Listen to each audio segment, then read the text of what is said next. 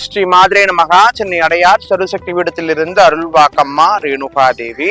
இன்றைய பதிவுல என்ன விஷயம் பார்க்க போறோம் அப்படின்னு பாத்தீங்கன்னா, வீட்டுல பண தேவை எங்களுக்கு இருக்குமா, பூர்த்தியே ஆகல, எங்களால என்னதான் போராடினாலும் கடன் பிரச்சனை தான் இருக்கு, எங்களால மீண்டு வரவே முடியல, நிம்மதி இல்லை, பண தேவையினால நாங்க ரொம்ப அவதிப்பட்டு இருக்கிறோம், கடன் மேல கடன், வட்டி தான் கட்டுறவே கண்டி நாங்க எந்த வகையிலுமே எங்களுடைய கடனை அடைச்சு வெளியே வந்த பாடு கிடையாது, வட்டிக்கு மேல வட்டி வாங்கி வட்டிக்கு மட்டும்தான் எங்களுடைய வருமானம் போயிட்டு இருக்குது அப்படின்னு கூடிய அன்பர்களா நீங்க இருந்தீங்கன்னா இந்த சின்ன பரிகாரத்தை செய்து பாருங்க.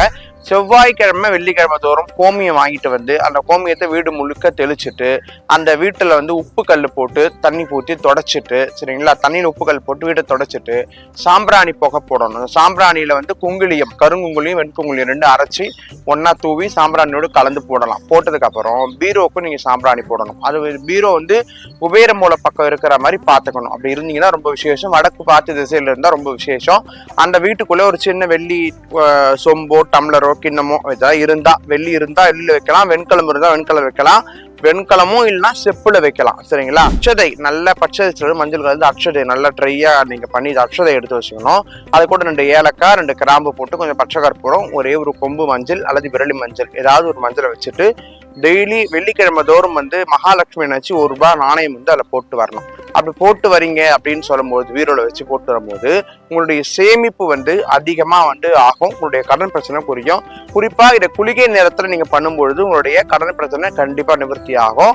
அதே மாதிரி உங்களுடைய கடன் அடைக்கணும்னா குளிகை நேரத்தில் நீங்க கொடுங்க, அது விரைவாக அடைக்கக்கூடிய ஒரு கடனாக அது மாறிவிடும். இந்த மாதிரி சில விஷயங்களை நீங்க பின்பற்றுவதன் மூலியமாக உங்களுடைய கடன்ல இருந்து நீங்க மிகவும் எளிமையாக வெளிவர முடியும். நேர காலங்கள் பார்க்கறதை தவிர்த்து பலவிதமான முன்னோர்கள் சொல்லி வைத்த சில அறிகுறைகளை நம்ம தவிர்த்துட்டு நம்மளுடைய இஷ்டத்துக்கு நம்ம வாழ்ந்துட்டு இருக்கிறனாலதான் பலவிதமான பிரச்சனைகளை நம்ம அனுபவிச்சுட்டு இருக்கிறோம். இந்த மாதிரி சின்ன சின்ன விஷயங்களை வாழ்க்கையில பின்பற்றணும் அப்படின்னா கண்டிப்பா நம்ம வாழ்க்கை நல்ல முறையில இருக்கும் அப்படின்றதுல எந்த விதமான சந்தேகமும் கிடையாது. மேலும் இது போன்ற பதிவுகள் உங்களுக்கு தேவைப்பட்டாலோ ஆன்மீக சந்தேகங்கள் இருந்தாலோ கமெண்ட் செக்ஷன்ல கேளுங்க. பின்வரக்கூடிய பதிவில் அதுக்கான விளக்கத்தை கொடுக்குறேன். நன்றி. சிவாய நமः.